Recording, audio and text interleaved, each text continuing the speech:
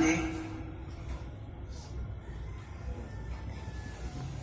قرآن پاک کی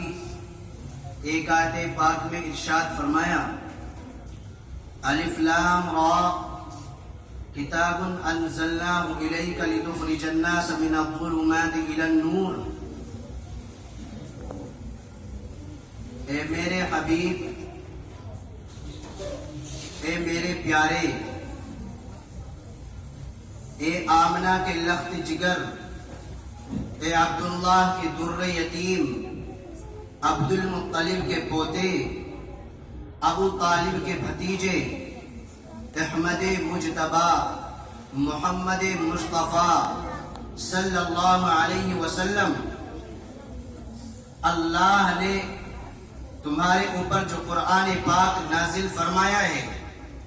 اتارا ہے، یہ کتاب ایسی ہے لِتُخْرِجَ النَّاسَ مِنَ الظُّلُمَاتِ إِلَى النُّورِ، تاکہ تم اس کے ذریعے سے لوگوں کو ظلمات اور اندھیریوں سے نکال کر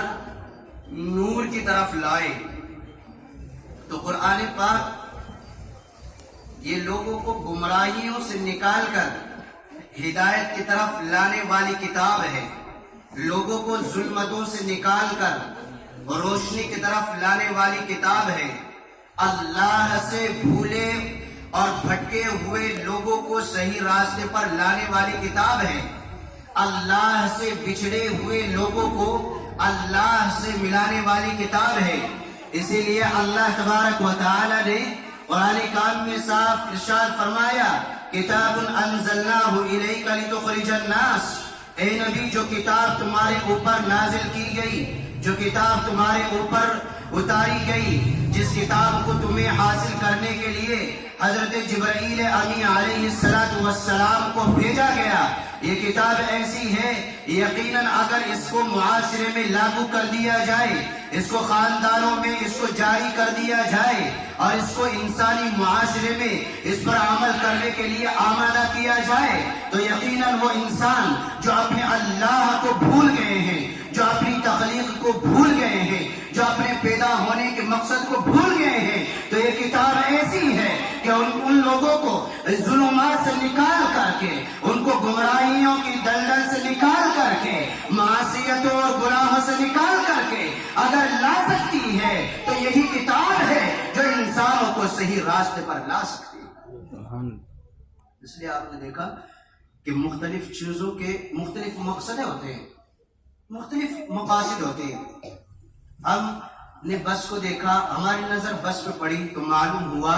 کہ یہ لوگوں کو ایک جگہ سے دوسری جگہ لے جانے کے لیے بنائی گئی ہے۔ ہماری نظر ٹرک پر پڑی تو ہمیں معلوم ہوا کہ ٹرک ایک جگہ سے دوسری جگہ سامان منتقل کرنے کے لیے بنایا گیا ہے۔ کرین پر ہماری نظر پڑتی ہے تو ہم فوراً سمجھ لیتے ہیں کہ یہ کرین اس وجہ سے بنی ہے تاکہ جو وزنی چیزیں ہیں ان کو نیچے سے اٹھا کر کے اوپر لے جایا جائے۔ اور جب ہم قرآن پر نظر ڈالتے ہیں تو ہمیں معلوم ہوتا ہے کہ یہ قرآن ایسی کتاب ہے کہ جو انسان اپنے اللہ سے بھٹک گئے ہیں ان کو اپنے اللہ کے راستے پر لانے والی ہے۔ اسی لیے وہ صحابہ اکرام رضی اللہ عنہم اجمعین جو قرآن کریم کے آنے سے پہلے بڑی بڑی ظلمتوں میں تھے، بڑی گمراہیوں میں تھے، ہر طرف آپس میں قتل و غارت گری تھی، آپس میں دشمنیاں تھی، آپس میں نفرتیں تھی،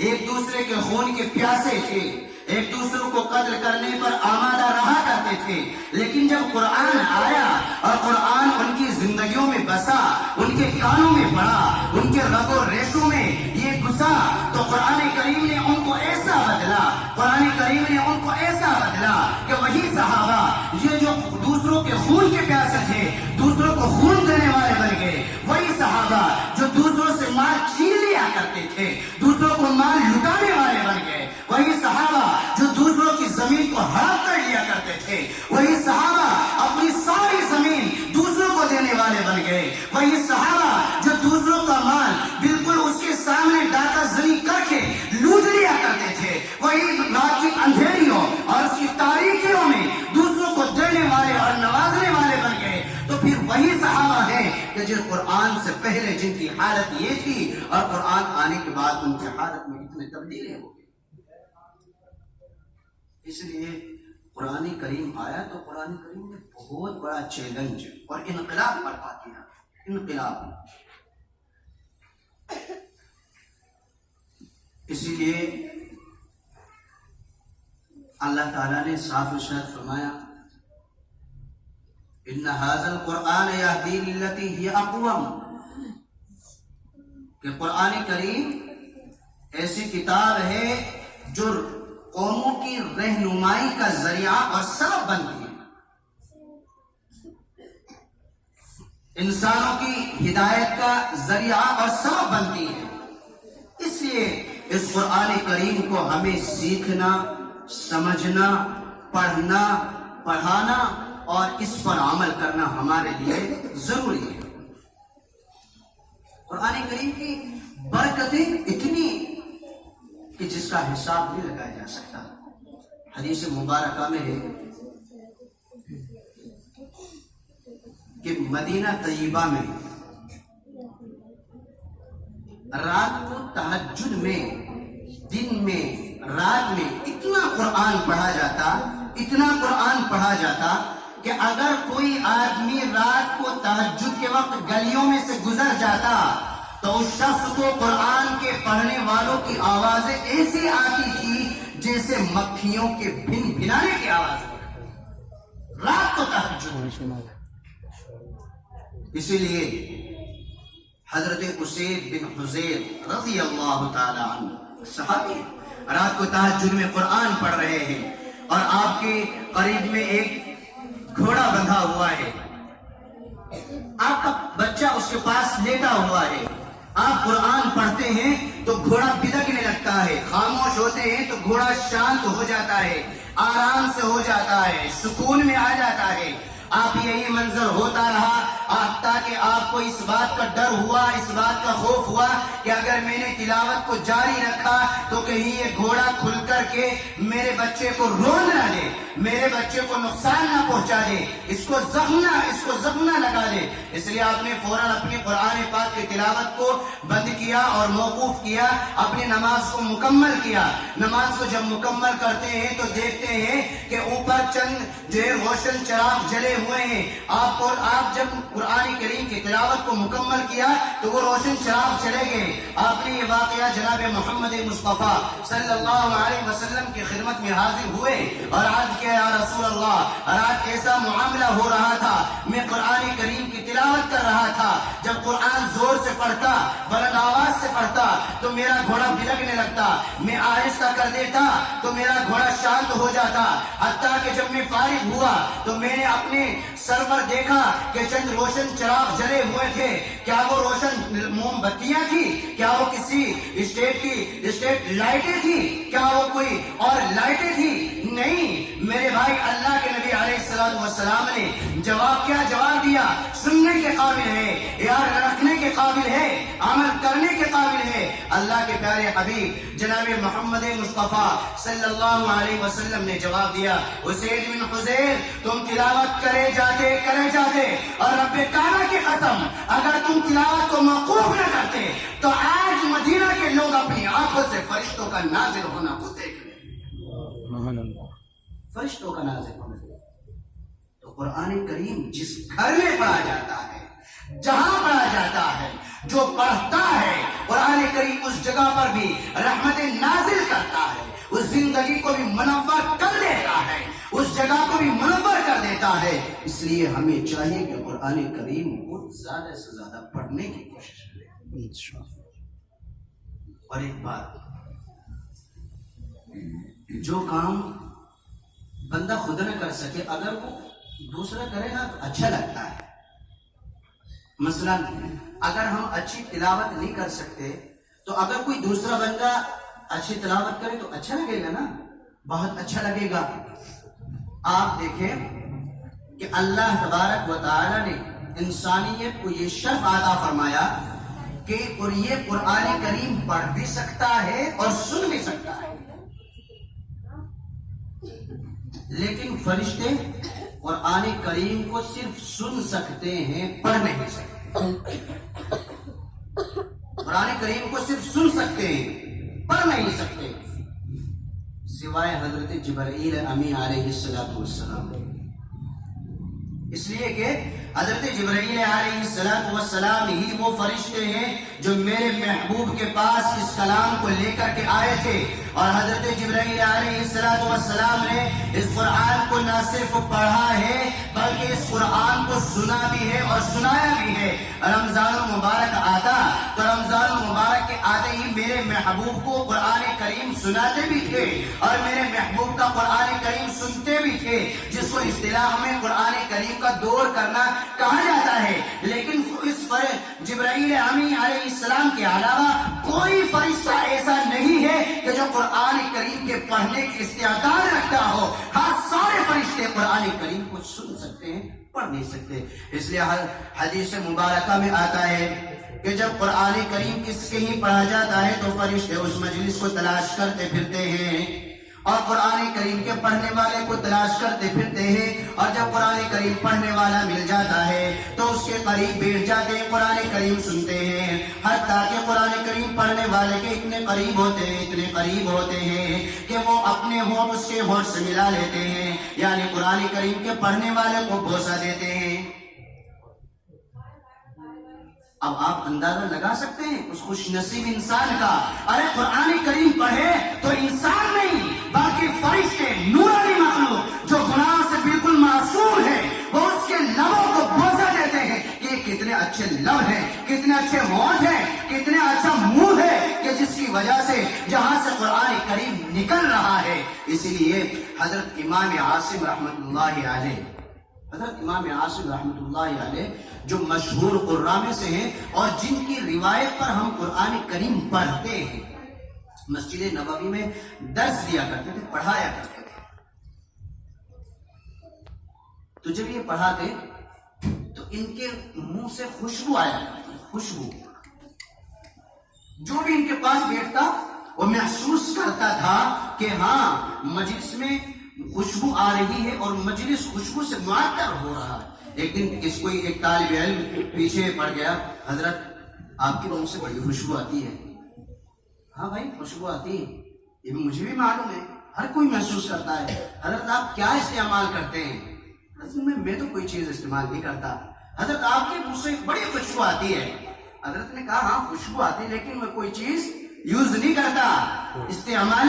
نہیں کرتا، خوشبو آتی ہے۔ وہ حضرت کے پیچھے پڑا رہا، حضرت بتاؤ نا اس کا کیا راز ہے، اس کی کیا وجہ ہے، کیا علت ہے، کیا سبب ہے، کیا ریزن ہے، کس وجہ سے آپ کے منہ سے خوشبو آتی ہے۔ حضرت نے جب وہ اصرار کرتا رہا، ادھر سے انکار ادھر سے اصرار، ادھر سے انکار ادھر سے اصرار، پھر حضرت نے کہا اچھا میں آج تمہیں بتا ہی دیتا ہوں کہ میرے منہ سے خوشبو آنے کی وجہ یہ ہے کہ اللہ کے پیارے حبیب جناب محمد مصطفیٰ صلی اللہ علیہ وسلم ایک دن میرے خواب میں آئے اور خواب میں آ کر کے کہنے لگے، عاصم تم میری مسجد میں قرآن پڑھاتے ہو نا، لہذا تم آ جاؤ، آج میں تمہارے منہ کو بوسہ دیتا ہوں۔ جس وقت سے، جس دن سے میرے محبوب نے آ کر کے میرے خواب میں مجھے بوسہ دیا ہے، رب کعبہ کی قسم ہے اسی دن سے یہ خوشبو آنے لگی ہے۔ تو قرآن کریم ایسی کتاب ہے کہ جب کوئی بھی انسان پڑھتا ہے تو اس کے منہ سے خوشبو آنے لگتی ہے۔ خوشبو ایسے نہیں ہوتی، کسی کولگیٹ کی خوشبو نہیں، منہ میں کوئی خوشبودار چیز کھانے اور پینے سے نہیں، یہ اللہ کی عطا کردہ وہ نعمت ہوتی ہے جو دنیا میں کوئی انسانوں کو نہیں ملتی جو قرآن سے دور رہتے ہیں۔ اسی لیے اس قرآن کو پڑھنا، پڑھانا اور اس کی حفاظت کرنا ہمارے لیے بہت ضروری،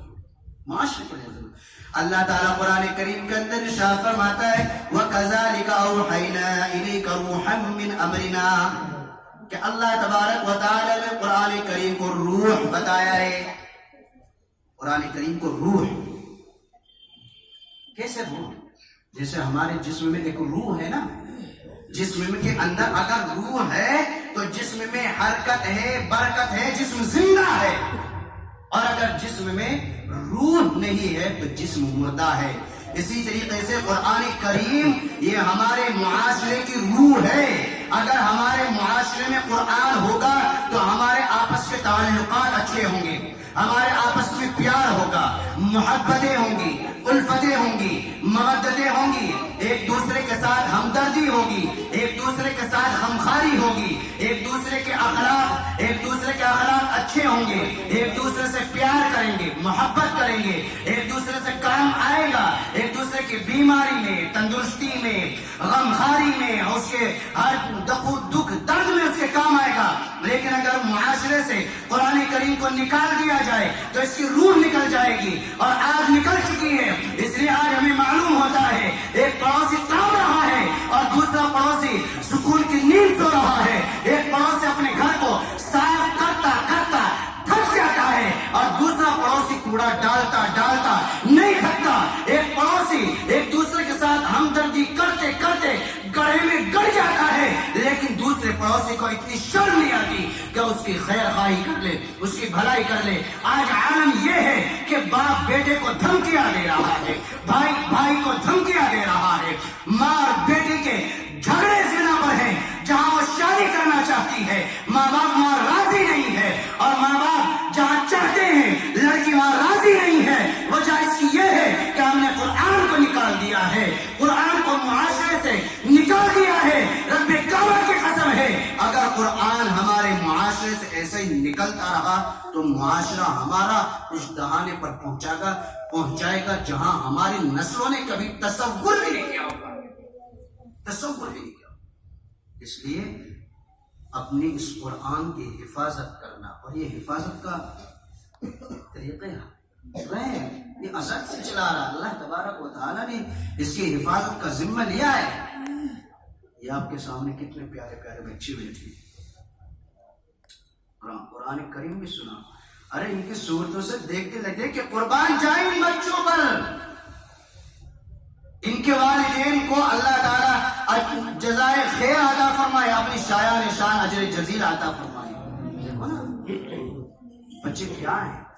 اللہ کے نبی علیہ السلام کی ایک حدیث میں نے آپ کے سامنے ذکر کی تھی، اذا مات الانسان انقطع عمله الا من ثلاث، کہ جب انسان مر جاتا ہے تو اس کا سارا عمل ختم ہو جاتا ہے، نہ وہ اچھا کر سکتا نہ وہ برا کر سکتا، کوئی بھی نہیں کر سکتا۔ اچھا کرنا ہے زندگی میں کر لو، برا کرنا ہے زندگی میں کر لو، آنکھ بند ہو گئی تو نہ اچھا کر سکتے ہیں نہ برا کر سکتے ہیں، الا من ثلاث، مگر 3 عمل ایسے ہیں کہ مرنے کے بعد بھی انسان کے وہ کامیاب کام آئیں گے۔ صدقۃ جاریہ، ایک صدقہ جاریہ ہے، صدقہ جاریہ یہ مدارس ہیں، مساجد ہیں، فلاحی ادارے ہیں، ٹرسٹ ہیں، نیک کام ہیں، ان سب میں اپنی کمائی کا ایک معتدل حصہ انسان کو لگانا چاہیے۔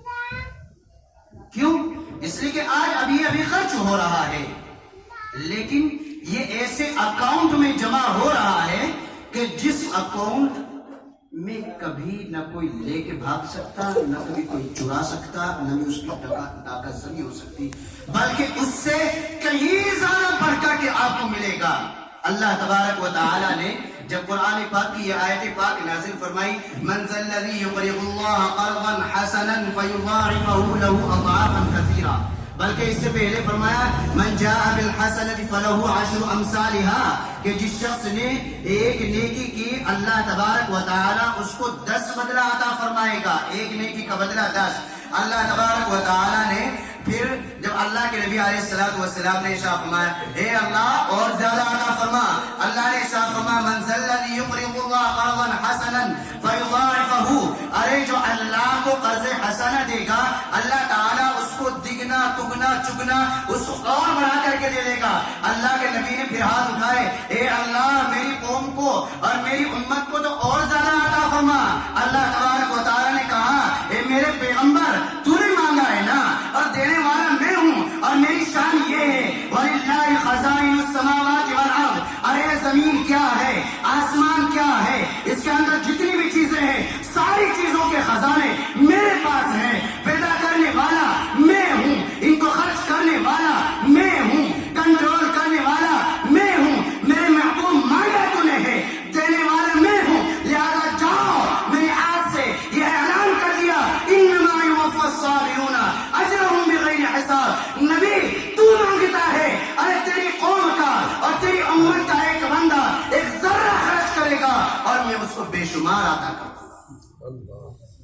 میں